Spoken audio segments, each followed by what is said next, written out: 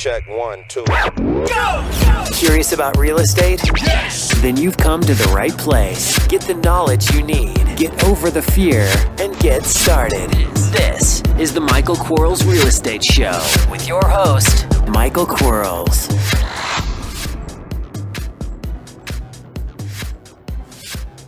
Hello everybody, Michael Quarles with the Michael Quarles Real Estate Show. Today, we have podcast 213. This is crazy. We are over 300 total podcasts between the interviews. And I tell you what, that interview coming out tomorrow with Albert, oh my goodness.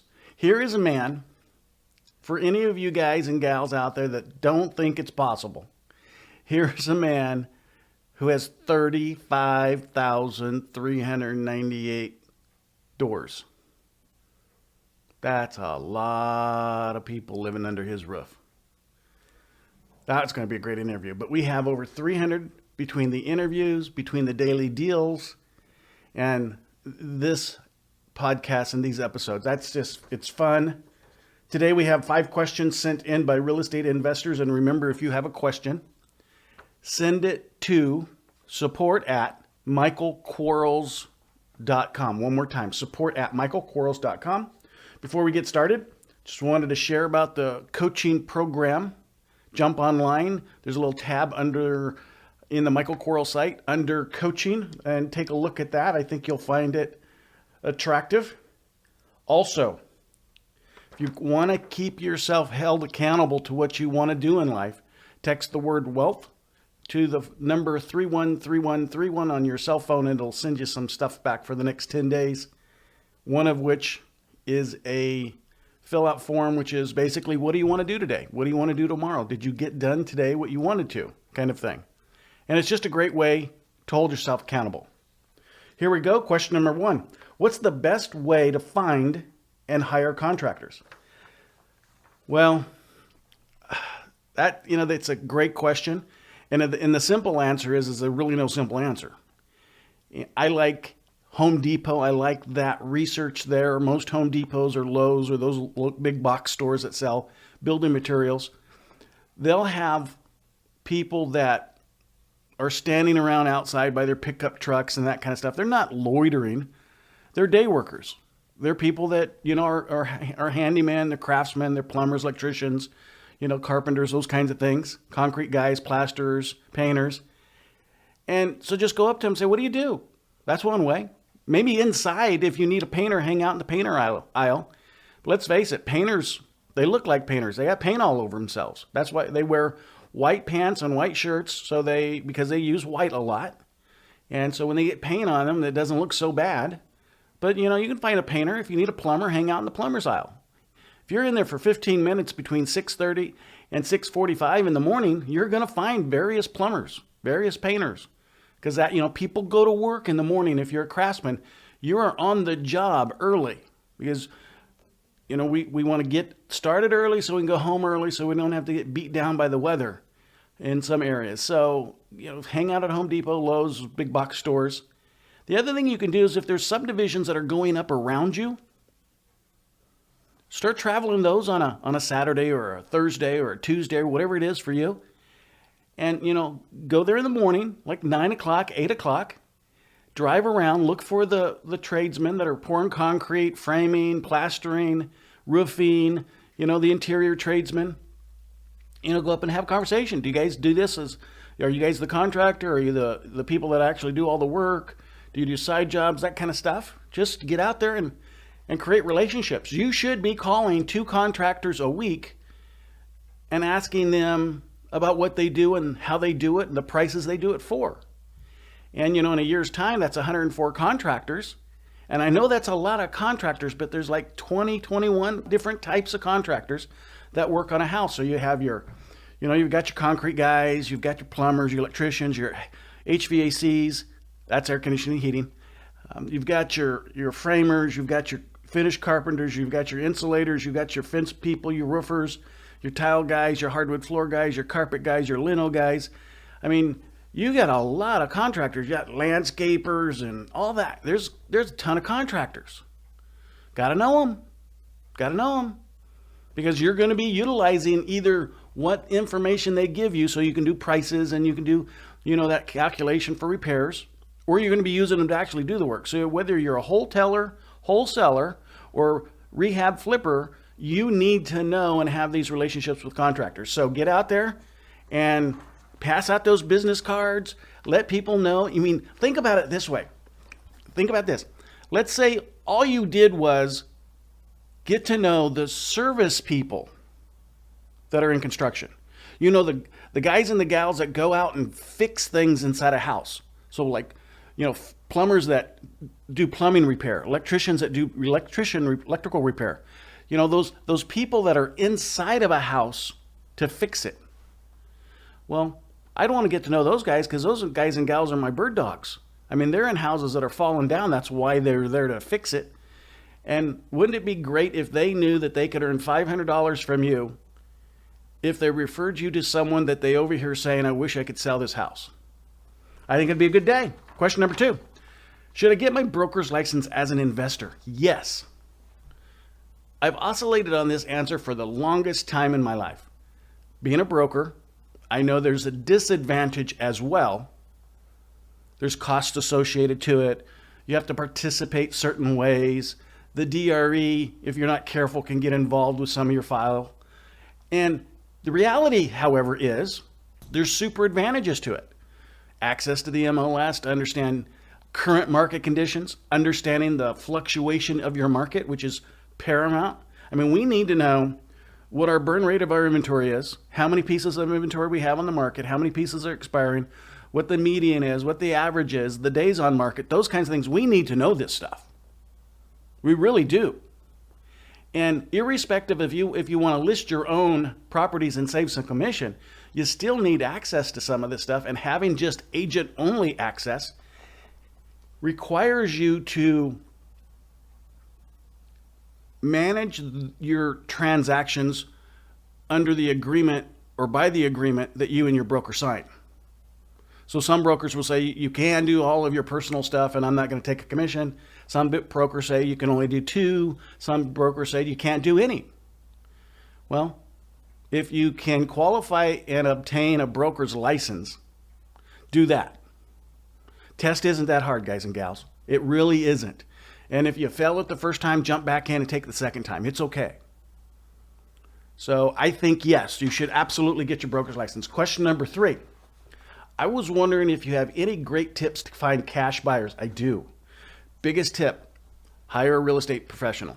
That's the biggest one I have. Because we know 75% of cash buyers use a real estate professional to find property. Now, naturally, people like us, who's ever listening, and me, we don't use realtors to find our properties. So, we want to contact the seller directly and negotiate and get good prices and all that kind of good stuff. But if you're in, as an example, I'm in Bakersfield, California.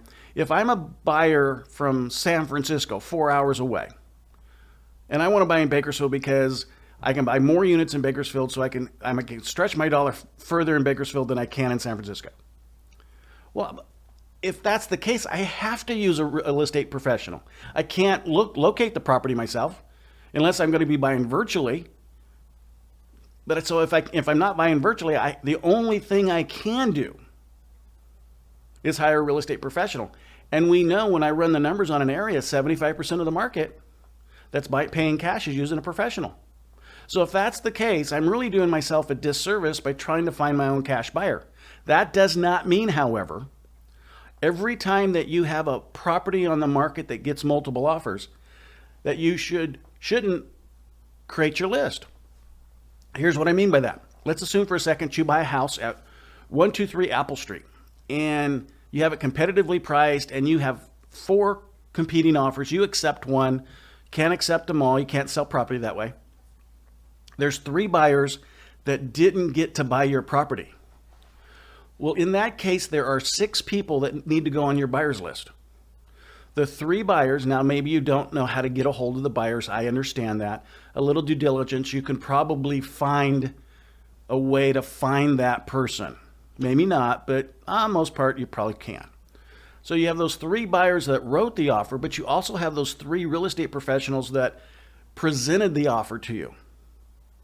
So next time you have a house that's on Apple Street or Orange Street or Plum Street or Prune Street, whatever it is, close proximity to the one you just sold that they wanted to buy, you need to reach out to those 3 realtors or 3 agents, 3 brokers and say, hey, I have another property in the area that you wrote an offer on. Do you still have a buyer? They may not have that buyer. They may have another buyer. And then you have to reach out to those 3 buyers. If you can get a hold of them, send them a letter, give them a phone call, send them an email, whatever it is that you can find on those people to contact them and let them know. Heck.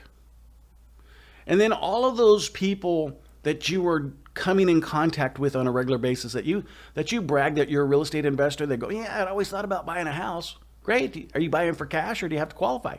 Oh no, I got plenty of money in the bank. Make a note, put them on your list. But I'm not saying intentionally do this.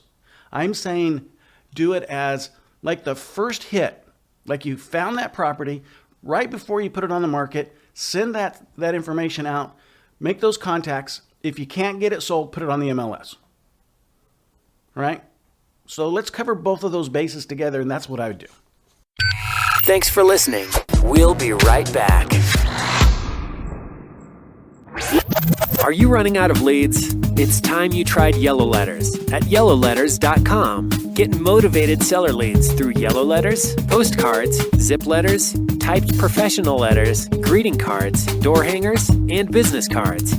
Yellow Letters is a full-service marketing company created with your success in mind. Get the personal attention you need to get your direct mail campaign started and get in touch at yellowletters.com. And we are back in 3, 2, 1. Question number 4. Postcards or Yellow Letters? Which one's better? Yes, that's the answer to that question. And here's the thing. I can't answer and tell you which one's better without first telling you the pros and cons of each one. And then you have to ask yourself and answer that for yourself. So let's look at postcards for a second. 0.5% all the way up to 1.5%. That's it. That's all you're going to get. So if you send out 1,000 postcards, 0.5%.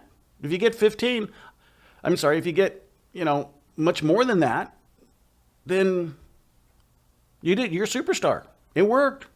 But you're only going to get 0.5%. But they're going to be quality calls because the postcard tells the story. We're real estate investors. We pay cash. We pay all the closing costs. It's just another house. We're not emotionally attached to this house that you have. It tells our story. But the call volume's down. So what do you want?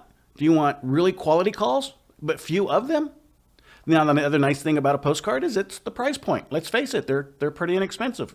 Less than 40 cents, you can get one sent out. So now let's look at Yellow Letters. Yellow Letters, they cost more. So you can mail more postcards for the same value that you can mail a Yellow Letter. I get that. But you get so many more phone calls with Yellow Letters. Now, per call, they're not as good as a postcard. So if someone said, Mike, if my only criteria was I want only good phone calls, I'll send postcards. But if my criteria was I want a lot of calls, some good, but I want a lot of calls so I can start managing following up with those people because now I have their phone number, then Yellow Letters hands down rules the territory because it creates such an abundance of phone calls that you can now start following up with people that may not be interested in selling today. They may have only been, wondering why you thought their house was special, so they called you. But eventually everybody sells the house. So you have their phone number. That's kind of cool. Let's face it. You're now still marketing to them, but now you can market to them a different way. You can send them some texts if it's a cell phone. You can call them if it's not. So you can stay in contact. So you have to ask yourself, who are you? What kind of investor are you? Do you have any time to do this kind of stuff? Do you have a follow-through program? So if you don't have a follow-through program, then the Yellow Letter may not be for you. Or if you want to jumpstart your business and start learning some things and start role-playing with possible prospects, Because let's face it, the yellow letter is going to give you an opportunity to start learning your craft of presentation and building rapport, where the postcard's not going to do that. It's not going to give you enough abundance. Where the yellow letter, you get so many phone calls that you're going to be able to explain things and do things and, fall on your face, which is okay. Just fall forward, jump up and, try again. So they're two different things. But, the question in my mind isn't which one you should do. It may be which one you should do first, because I think you should do both. So if the question was, Mike, which one should you do first? You should always do postcards first. And here's why. You have to buy a list. So you add the cost of the list and the cost of the postcard together. It's still going to be a little bit less than the yellow letter, but we want to average out our marketing budget as much as we can. So if I did the yellow letter first, so I had to spend the money on the yellow letter and the list, and then the next month I did the postcards, which is really a low cost item, well, my budget's a roller coaster budget then, and it's harder to keep going. The other thing I like about postcards is the first piece, especially when you're new or revisiting and becoming an investor again, is it doesn't overwhelm you. Where if the yellow letter was the first piece, it would overwhelm you. And sometimes, I've heard this story way too many times, but sometimes people don't return phone calls because their anxiety is too high, or they're anxious, or they're uncertain, and maybe they're a little bit embarrassed to talk to people they don't know, or whatever it is, or maybe their day job just doesn't afford them the ability to call people, until the weekend. And if that's the case, man, we're wasting some marketing dollars. So I like the postcard first, yellow letter second. They both have their good qualities. They both have their bad qualities. And great question. Question number 5. Man, these are going fast today. We've only been at it for 15 minutes or so. I am new to real estate, but I signed a contract with a seller. What's my next step? Congratulations. Because you taking the first step of getting a contract is awesome. There are so many people that don't take that first step, not knowing what to do after the first step. And I applaud you. I appreciate the aggressive mentality. That's how, people that are aggressive get stuff done. They just are. We want those kinds of people in our life because we appreciate them. And, we call them leaders because they want to take charge and, and change things. That's kind of cool. So what's the next step? That really depends on your business model. If you're just wholesaling, then maybe before this step, we would have started to build our buyers list. But if we're going to wholesale, we absolutely now have to start marketing it. If we're not going to wholesale it, say we're going to hotel it or fix and flip it, the next step is, from my opinion, is to get a BPO. So a broker's price opinion. It'll cost $150. A broker to tell you what they think the property's worth. And it's not just a CMA, comparative market analysis. It's a broker's price opinion, BPO. And yeah, you can get those done for free if you create relationships with your local realtors who are maybe REO agents. Irrespective if you can get it for free or not, that would be the next step for me. And then once someone says, hey, yeah, the values are correct, and fall forward, then open up closing or open up escrow, because you want to see that you have clear title, that the person who said they are the seller is actually the seller, kind of thing. And then I would get a home inspection, but that's just me. If you're a contractor kind of type, like I'm a contractor, so if I went out to look at a house, I could see it the same way a home inspector would see it. I wouldn't be as thorough. I'm not going to crawl underneath the house. I'm not going to crawl on top of the house. I'm not going to get in the attic, those kinds of things. So I'm not going to be as thorough as they would be, but I could see the same thing they would see. So if you're that person, maybe the home inspection isn't what you need. But if you're not that person, or if you're buying virtually, absolutely a home inspection. Yeah, you're going to spend $300, $400, $500. But let's face it, by this stage, you know that you have a seller that can sell it to you, and you know that it's at a certain value, so it's going to make you some money. And that home inspection is going to be pretty cool because it's going to give you a lot of information about the repair costs and the value there. And then after that, if we go to the next step, which is, do we get a full-blown appraisal to confirm value? And maybe you should. And I would vote for that one, even though in my local marketplace, I can pretty much do an appraisal because I'm a broker. Although I don't have a license to do an appraisal, I have enough experience to do an appraisal. I still would hire an appraiser. I don't want to take my opinion when I'm buying something as matter of fact. Although I think I'm really good at real estate investing, I don't want to have an emotion or have an emotionally attached to the purchase or the outcome of the property. So I want other people to justify me buying the property, if that makes any sense. And if it doesn't, I apologize. If I need to discuss that more, someone write a question and ask me to explain it deeper. So now let's go backwards a little bit. If you're a wholesaler and you use the right contract, the moment you have it under contract, you put it on the MLS. So you hire a broker, agent, what have you, flat fee listing company, open-ended listing company, that kind of thing. Put it on the MLS, start marketing that thing to the buyer's list, that natural MLS buyer's list that I spoke about earlier, as soon as you can. I mean, my contract says I can put it on the multiple listing service the next day, kind of thing, a for sale sign in the front yard kind of stuff. It's all about the agreement you use and what your business model is. But congratulations on getting the contract. That is by far the best thing to do. And, guys and gals, if you're ever faced with the question, should I get the contract or not, because maybe you lack some knowledge or you're uncertain or what have you, the answer is always get the contract. Because once you find out the negative, then you can go back to the seller and say, hey, when you said something, it's turning out not to necessarily be as true as you thought.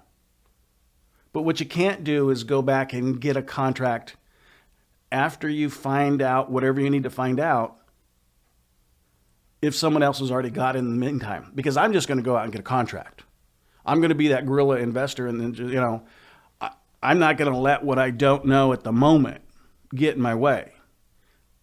I'm going to rely a lot upon what I do know, what the seller's telling me, because then, I can always, again, renegotiate based upon finding a fact out that the seller didn't disclose to me or covered up or wasn't accurate about.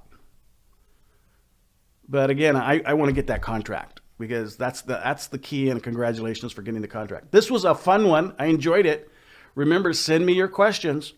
support@michaelquarles.com. Continue listening. And if any of you guys like this podcast, please go over to iTunes and give me a review. I really appreciate that. And until next time, you guys have a great day. Bye-bye. Thanks for listening to the Michael Quarles Real Estate Show. Get more info and stay in touch at michaelquarles.com.